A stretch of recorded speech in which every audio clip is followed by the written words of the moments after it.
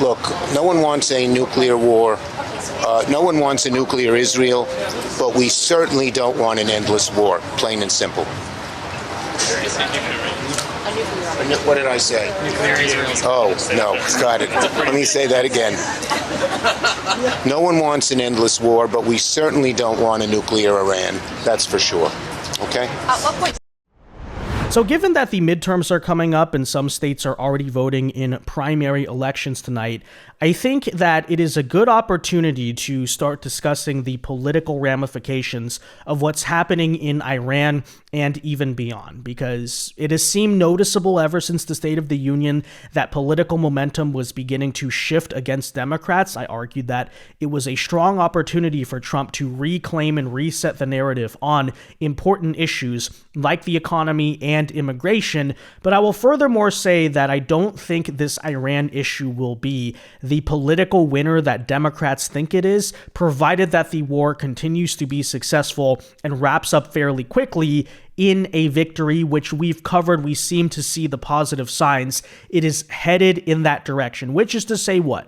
No matter how much Democrats want to scream about, he said no new wars, this is Iraq 2.0, what about congressional authorization? That if Trump's gamble here is successful and this ends up being a military victory, Democrats are going to end up looking pretty stupid. They're going to look wrong on the issues. They're going to have egg on their face. And fundamentally, the American people hate losing, but they like winning, and that is obviously true when it comes to military engagement, and that, by the way, is reflected in current opinion data, which I want to tell you about. But it doesn't really stop there. In the recent past couple of days, we have seen a generic ballot and wider polling for the midterm start to shift dramatically in the Republicans' favor. Turns out ever since the American people were simply reminded that, oh, that's right, the Democrats are crazy. Yeah, they're this party of insane people. They're the party of criminals and murderers and terrorists. Then suddenly, oh yeah, like, okay, maybe we should go vote Republican. So we'll talk about that. I also want to bring some attention to the Texas Democrat Senate primary that's taking place tonight between these two lovely cast of characters, James Talarico and Jasmine Crockett.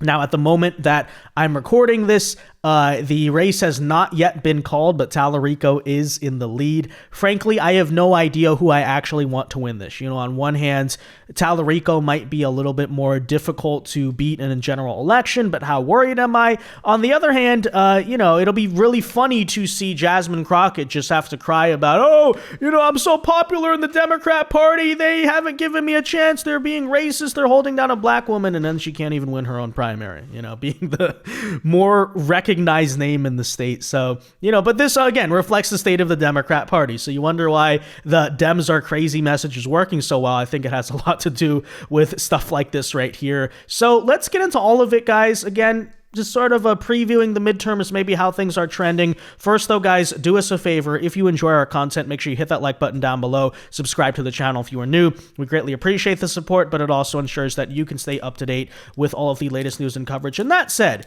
so I think this CBS poll perhaps tells the story on, because obviously it's kind of hard to poll an ongoing issue, and you don't really have hindsight to decide how you're going to view this, but I think it's pretty clear this conflict will be resolved by the midterms. And so they asked, do you approve or disapprove of the military action against Iran if you think the conflict would last days to weeks, months, or years?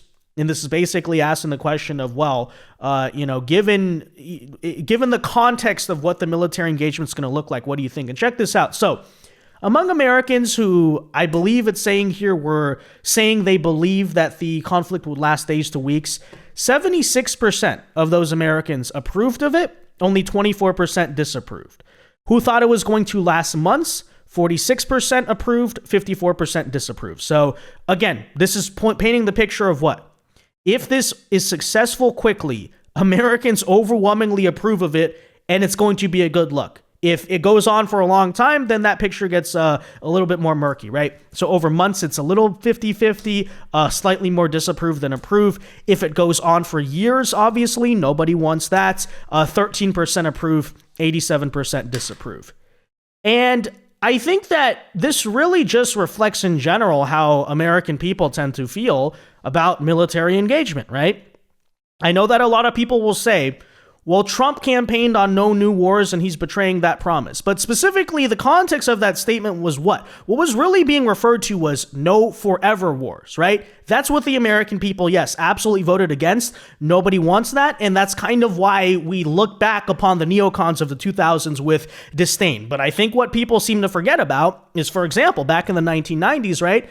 The Persian Gulf War, as an example, that lasted, what was it, about 3 weeks to a month or something like that. It was highly successful. It was a really strong look for America. Was extremely popular with the American people, right? George H.W. Bush's approval rating actually at the time shot up to 81%. It's a right after the victory, right? It's a misnomer to say he lost in 1992 because of the Gulf War. No, the Gulf War was a saving grace for him. Actually, he lost because of the economy, taxes, and many other issues there. So this is to say what? Again, American people like winning. They like winning quickly. They don't like losing. They don't like the stuff getting dragged out. So if it is the case that this Iran conflict is ending up flipping in Trump's favor, and it only goes for days or weeks, which again, we've seen the signs, it's probably headed in that direction. Actually, it will in the end be an approval boost for Donald Trump, not a hit, right? Because that's the difference between Gulf War I and Gulf War II. Why did it help HW but hurt W? Very simple. Because the American people are not against using the military. They don't want to get embarrassed. They don't want to get in costly wars. They don't want to feel like they're stuck there forever. We like winning. We like winning resoundingly. It's really not that complicated, right? So I would argue that. But then I would say at the same time, okay, the Democrats, the party who constantly cry wolf on every single issue, everything is unprecedented, this is a fascist takeover. Yes, objectively, if they're screaming about some type of military disaster here and using all this Iraq rhetoric, and then of course they're wrong about that, objectively, they are going to look really dumb. They're going to look like out of touch hysterics, although Elizabeth Warren maybe, according to Democrats, is the big person here to rescue them, I guess, on Iran. I don't know. I just left a classified briefing on Iran, and here's what I can say. It is so much worse than you thought. You are right to be worried. Trump administration has no plan in Iran. This illegal war is based on lies, and it was launched without any imminent threat to our nation. Donald Trump still hasn't given a single clear reason for this war, and he seems to have no plan for how to end it either. Like a lot of you, I am really angry. I am angry at what Donald Trump is doing, and I feel grief for those already killed in this unnecessary conflict. And I will keep doing everything I can to fight to end this war.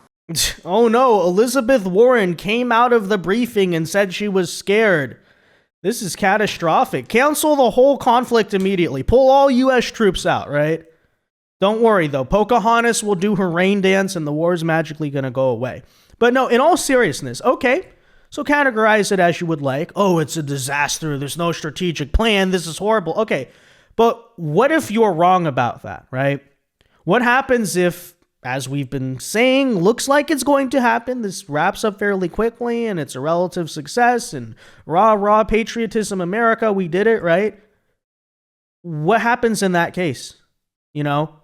How do you reconcile that? As a matter of fact, it's not stopping there from Democrat rhetoric. Take a listen here as Hakeem Jeffries directly uses the term endless war, right? Trying to actually hijack Trump terminology, which is really funny because these people can never come up with any original thoughts. But you see the political appeal they're trying to make. They're trying to brand themselves again as the 2003 Iraq protesters because they think it's the same situation. I've been arguing it's not. But okay, that said, what exactly are you going to do? What happens? How credible does your party look in the eyes of the American public if you're proved completely wrong about this, Hakeem Jeffries? We should be spending taxpayer dollars to drive down the high cost of living, not funding Donald Trump's unlawful, unauthorized, and unconstitutional endless war, to use his terms, in the Middle East. By the way, Hakeem, you idiot,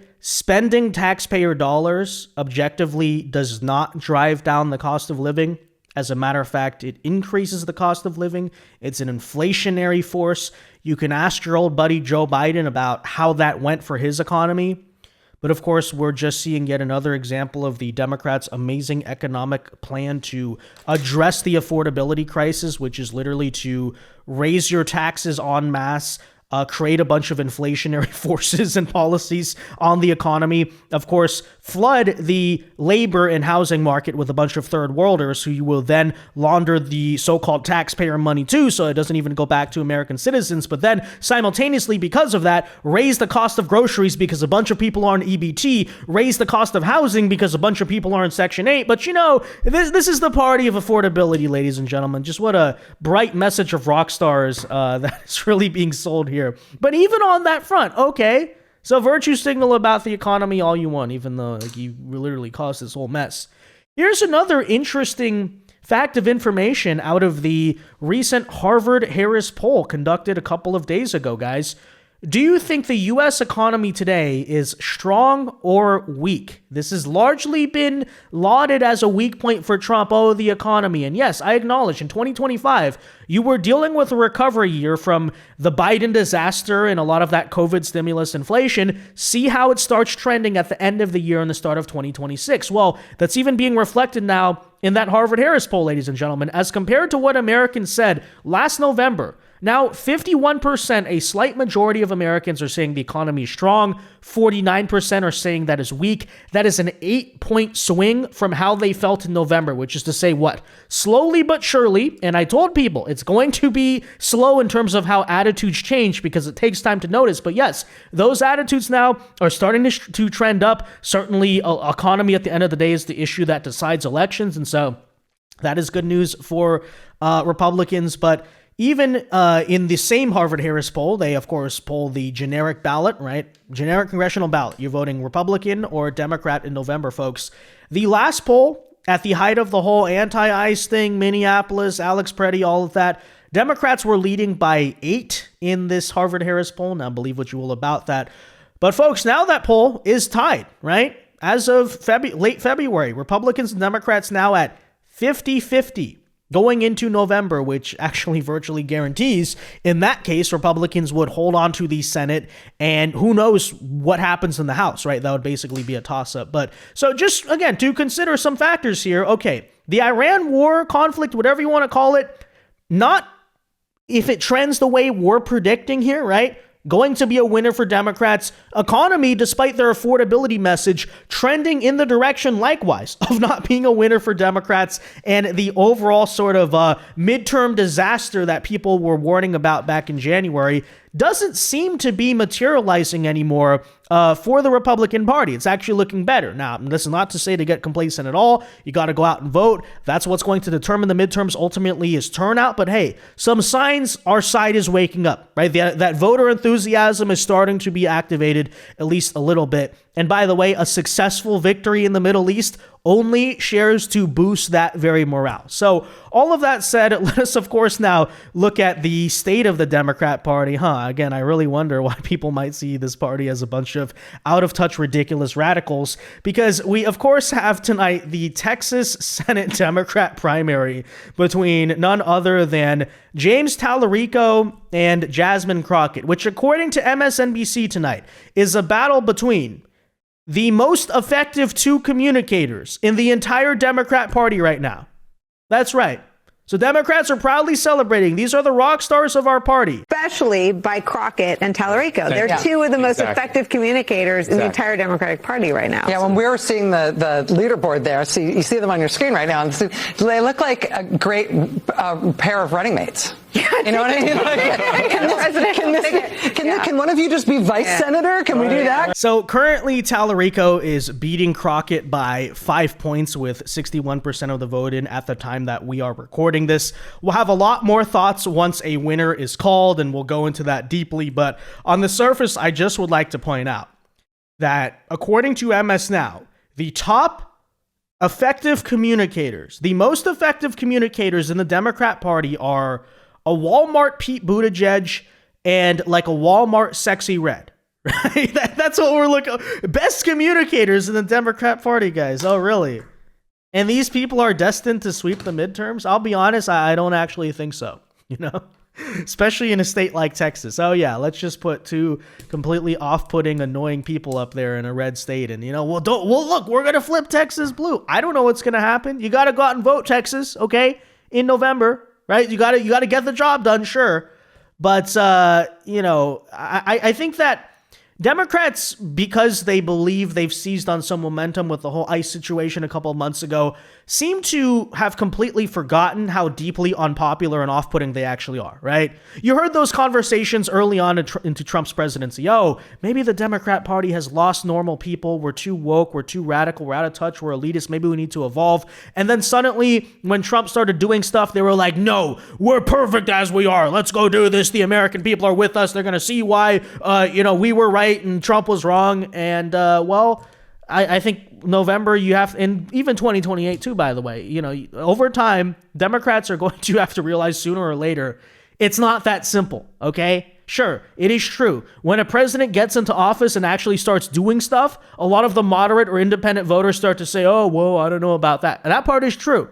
But in order to beat that, you have to offer an alternative that's actually better, okay? And if the alternative is what?